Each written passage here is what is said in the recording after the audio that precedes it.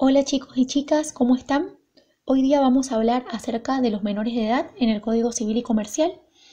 Para ello, analizaremos los artículos 25 y 26 del mismo. Comenzamos con el artículo 25 y dice o habla acerca del menor de edad y adolescente. Expresa que el menor de edad es la persona que no ha cumplido 18 años. Este código denomina adolescente a la persona menor de edad que cumplió 13 años. Por lo tanto, se observa que el techo de la persona menor de edad se mantiene conforme al régimen anterior, es decir, a los 18 años. Toda persona que se encuentre por debajo de dicha edad es considerada menor de edad. Podemos decir que el Código Civil y Comercial eliminó la distinción tradicional de categorías de las personas menores de edad en púberes e impúberes, así como lo establecía el Código de Vélez, que decía que los menores impúberes eran aquellos que tenían menos de 14 años y aquellos que tenían de 14 en adelante los consideraba como menores púberes, esto a los fines del régimen de la capacidad civil. Además, el Código de Vélez decía que la edad de 14 años era el piso del discernimiento para los actos lícitos. Vemos que en el Código Civil y Comercial se mantiene el discernimiento como un requisito del acto voluntario, pero se modifica el piso etario porque aquí se establece que es a los 13 años para los actos lícitos. Por lo tanto, cualquier acto involuntario que realice un menor de 13 años se va a considerar como que es un acto involuntario por falta de discernimiento. Vemos entonces que este piso de los 13 años es la pauta de distinción para los dos grupos que conforman el universo de infancia. Por un lado los niños y niñas y por el otro lado los adolescentes. Vamos a ver que se hizo un cambio de denominación, ya que el Código de Vélez hablaba de,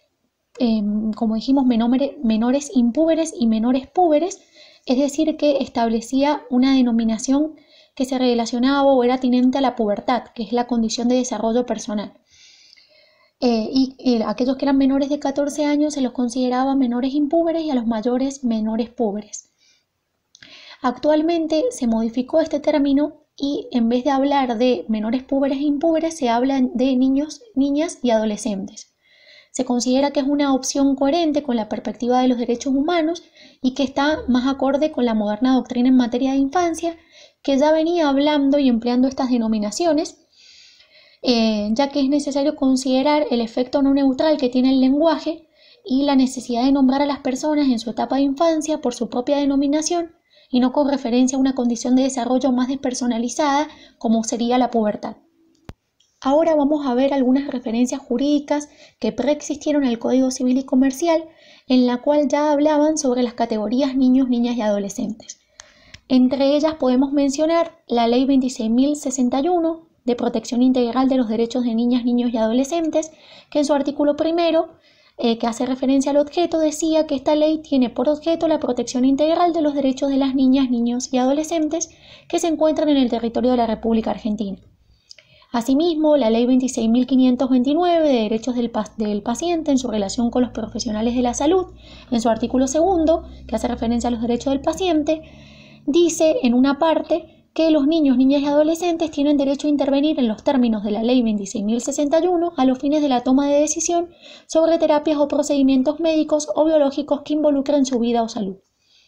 También encontramos en el decreto reglamentario 10.089 del 2012, en su artículo segundo, una referencia a las denominaciones niño, niña o adolescente, como también en la Ley 26.743 de Identidad de Género, en su artículo quinto ya se hacía mención de estos términos, y en la Ley 26.657 Nacional de Salud Mental, en su artículo 26, también se hacía mención a los términos niña, niño o adolescente. La incorporación de la categoría diferenciada de adolescente en el Código Civil y Comercial no se realizó por una mera cuestión nominal, sino que provocó concretos efectos jurídicos, o es el objetivo que tiene. Por ello vamos a hablar ahora de la condición de adolescencia y de sus efectos jurídicos concretos. Por tanto, es importante decir que el hecho de ubicarse en la franja de adolescente genera una presunción de madurez para determinados actos que habilita su ejercicio por la persona menor de edad, aunque cuente con esta condición de minoridad. Así, por ejemplo, a partir de los 13 años, el adolescente puede decidir por sí respecto a tratamientos de salud no invasivos o que no impliquen riesgo para su salud o su vida. Esto lo vamos a ver más adelante cuando analicemos el artículo 26 del Código Civil y Comercial. También es importante decir que en los casos de conflictos de intereses con sus representantes legales, naturales, que son los padres, en los que corresponda la designación de tutor especial, si el menor de edad es adolescente, puede actuar por sí, en cuyo caso el juez puede decidir que no es necesaria la designación de un tutor especial, ya que puede actuar el adolescente con patrocinio letrado. También existe una presunción de autonomía del hijo adolescente para intervenir en un proceso en forma conjunta con sus progenitores, o también lo puede hacer de manera autónoma con asistencia letrada. Además, se le reconoce la facultad para iniciar juicio contra un tercero, aun con la oposición de sus padres, si cuenta con autorización judicial, actuando en el proceso el adolescente con asistencia letrada. Mencionamos algunos, ustedes en el material tienen otros ejemplos. Ahora vamos a ver el artículo 26, que hace referencia al ejercicio de los derechos por las personas menores de edad. Y les dice que las personas menores de edad ejercen sus derechos a través de sus representantes legales. No obstante, la que cuenta con edad y grado de madurez suficiente puede ejercer por sí los actos que le son permitidos por el ordenamiento jurídico. En situaciones de conflicto de intereses con sus representantes legales, puede intervenir con asistencia letrada.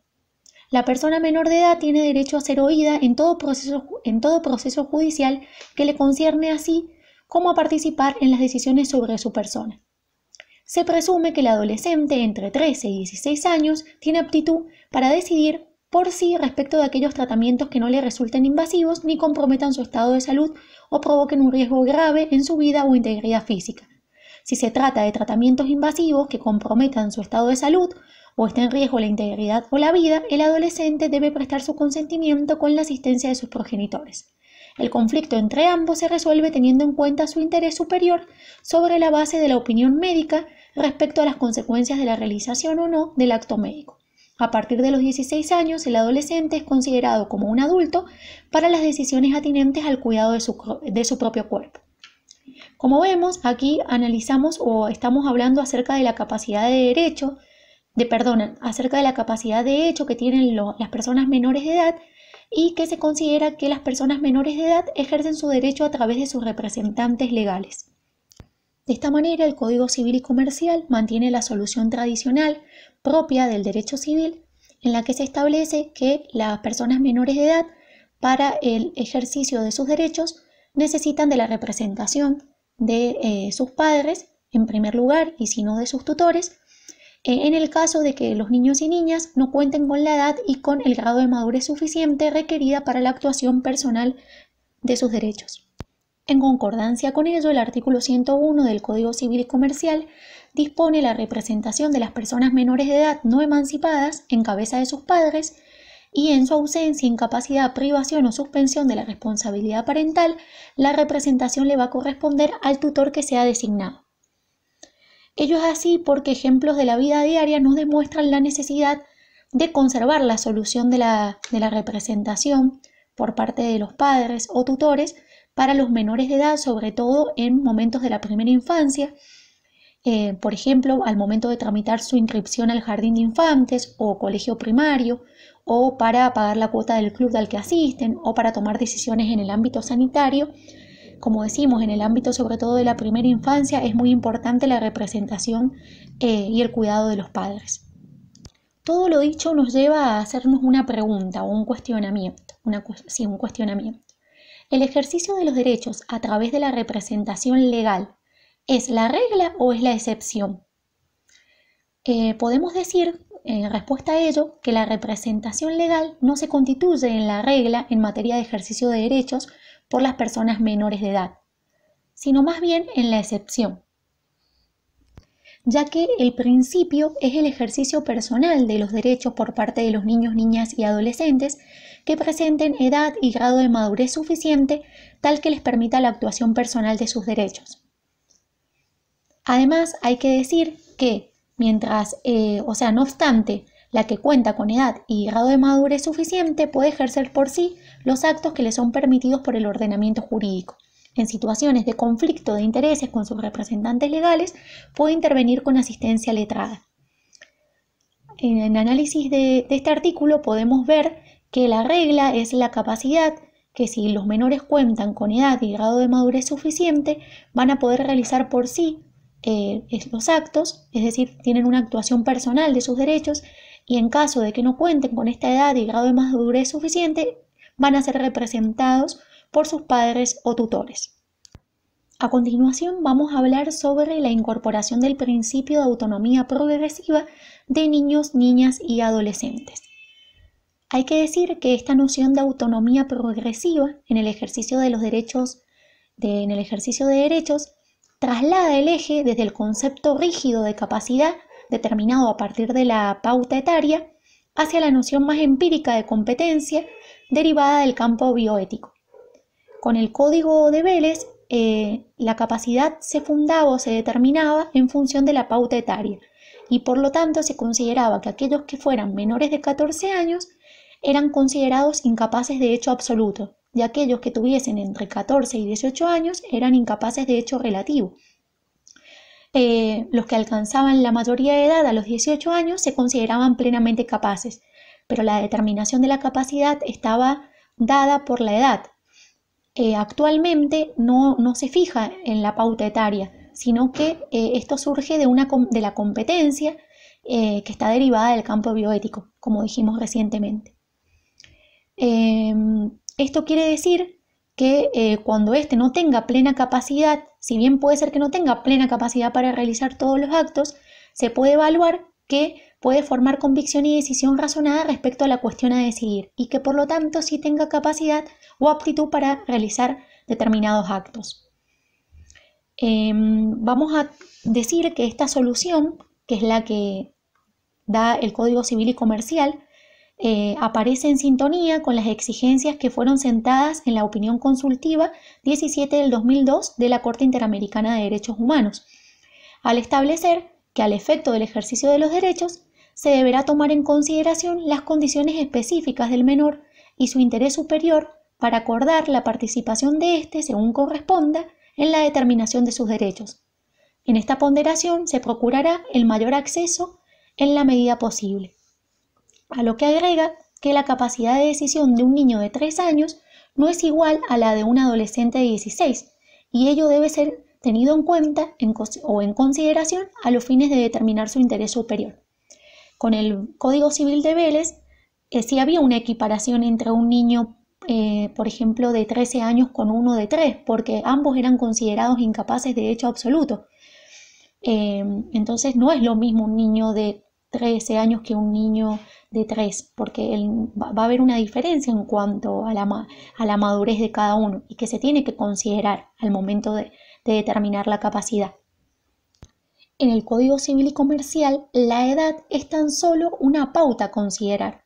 atendiendo la norma más especialmente al concepto empírico jurídico de madurez suficiente. ¿Qué es esa madurez suficiente? La que tenemos que tener en cuenta para el acto concreto de que se trate. Es decir, que vamos a mirar por un lado la edad y vamos a mirar el grado de madurez suficiente que tiene con respecto a ese acto del cual queremos saber si tiene aptitud o no para poder realizarlo por sí. Ello es así porque de esta manera lo que hace el Código Civil y Comercial es regular el sistema de capacidad jurídica de niños, niñas y adolescentes a la luz del principio constitucional de autonomía progresiva que está consagrado en el artículo 5 de la Convención de los Derechos del Niño y, como decimos, ya estaba en la opinión consultiva 17 del 2002 de la Corte Interamericana de Derechos Humanos. Teniendo en cuenta que este ejercicio personal por parte de los niños, niñas y adolescentes puede generar conflictos con las decisiones de sus representantes legales, la norma lo que hace es brindar una solución o respuesta a través de la facultad del niño, niña o adolescente de defender su posición con el auxilio de asistencia letrada, el llamado abogado del niño. El cumplimiento efectivo del principio de autonomía progresiva que prima en el ámbito de los derechos del niño y en su capacidad progresiva requiere de una previa escucha del niño, niña o adolescente frente a cualquier cuestión que lo involucre. Por ello, ahora vamos a hablar sobre la escucha de niños, niñas y adolescentes, derecho y garantía. Hay que decir que esta exigencia surge ya de la previa Ley 26.061, que es la Ley de Protección Integral de los Derechos de Niñas, Niños y Adolescentes, que, receptando el principio general del artículo 12 de la Convención de los Derechos del Niño, incorporó al artículo 3, como un recaudo integrante del concepto de interés superior, el derecho de los niños a ser oídos y atendidos cualquiera sea la forma en que se manifiesten, en todos los ámbitos, respetando su edad, grado de madurez, capacidad de discernimiento y demás condiciones personales. También otros artículos de la norma especificaron este derecho. Así lo hizo el artículo 24, que contiene el derecho del niño a participar y a expresar libremente su opinión en los asuntos que le conciernan y en aquellos que tengan interés, en todos los ámbitos, ya sea estatal, familiar, comunitario, social, escolar, científico, cultural, deportivo y recreativo. La extensión del derecho a la escucha fue especificado en el Plano Convencional Internacional por medio de la Observación General 12 del 2009 del Comité sobre los Derechos del Niño, sobre el derecho del niño a ser oído. Se dijo allí que la edad y la madurez del niño debía ser evaluada para tener debidamente en cuenta sus opiniones o para comunicar al mismo la influencia que han tenido esas opiniones en el resultado del proceso. También se dijo que toda decisión que se aparte de la expresión del niño deberá sortear un estricto test argumentativo. Si bien la opinión del niño no es determinante, en razón del peso que ella presenta, en especial para la construcción del interés superior del niño, en los casos en que el juez decida apartarse de dicha expresión, debe aportar argumentos de peso que justifiquen contradecirla, ya que es esencial, según el artículo 12 de la Convención de los Derechos del Niño, es esencial el papel de los niños en todas las decisiones que afecten a su vida. Tiene que ser escuchada su opinión y en caso de que el juez resuelva de manera distinta a lo expresado por el niño, tiene que fundamentar y argumentar su decisión. Por último, y para concluir esta clase y el análisis de estos dos artículos, veremos el ejercicio de los derechos personalísimos relacionados con el cuidado de la salud y el propio cuerpo. En función de lo expresado por el artículo 26, podemos decir que el ejercicio en forma personal de los derechos sobre el propio cuerpo se concede en favor de estos últimos, es decir, de los adolescentes. En efecto, el piso etario para la aplicación de la norma son los 13 años de edad. En el otro extremo, la edad de 16 años se introduce como el tope a partir del cual el régimen de menor edad ya no es aplicable en función de la presunción que la norma establece en favor del adolescente mayor de 16 años. Él es considerado como un adulto para la toma de decisiones relativas al cuidado de su propio cuerpo. Por lo tanto, en la franja etaria que va de los 13 a los 16 años, la cuestión relativa a la capacidad de ejercicio de los actos personalísimos por el adolescente se regula considerando la complejidad y los efectos eventuales que tendría este acto o estos tratamientos médicos. Lo que hace el sistema es organizarse o estructurarse a través de presunciones. ¿Qué es lo que se presume? Se presume que el adolescente entre 13 y 16 años tiene aptitud para decidir por sí respecto de aquellos tratamientos que no resulten invasivos ni que comprometan su estado de salud o que provoquen un riesgo grave en su vida o integridad física. En cambio, si estos tratamientos sí son invasivos o comprometen su estado de salud o está en riesgo la integridad o la vida, el adolescente debe prestar su consentimiento, pero ya sí con la asistencia de sus progenitores. Y en caso de que se suscite un conflicto entre el adolescente y sus progenitores, este conflicto tiene que ser resuelto por un juez teniendo en cuenta el interés superior, sobre la base de la opinión médica respecto a las consecuencias de la realización o no del acto médico.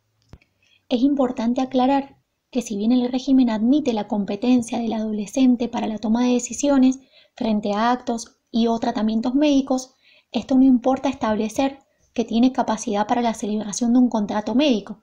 ya que no cuenta con la capacidad para la celebración de un contrato médico, pero sí puede llegar a tenerla para la toma de decisiones frente a actos y o tratamientos médicos. De hecho, en nuestro país hemos visto varios precedentes en los cuales se reconoció el ejercicio de derechos personalísimos por menores de edad, entre los que se puede mencionar la admisión de ejercicio de derechos sexuales independientemente de la autoridad de sus padres, o la continuación de un embarazo adolescente, o la autorización de intervención quirúrgica de readecuación sexual y registral peticionada por un adolescente. También la legislación argentina había brindado ya varias normas guiadas por este principio de capacidad natural para la toma de decisiones en salud, como por ejemplo la Ley Nacional 26.673 de creación del Programa Nacional de Salud Sexual y Procreación Responsable, que habilitaba brindar información y tratamientos anticonceptivos a menores de edad, por mencionar algunos casos. Ahora nos dirigimos específicamente a la solución establecida en el artículo 26 del Código Civil y Comercial, que presenta 3 situaciones contempladas.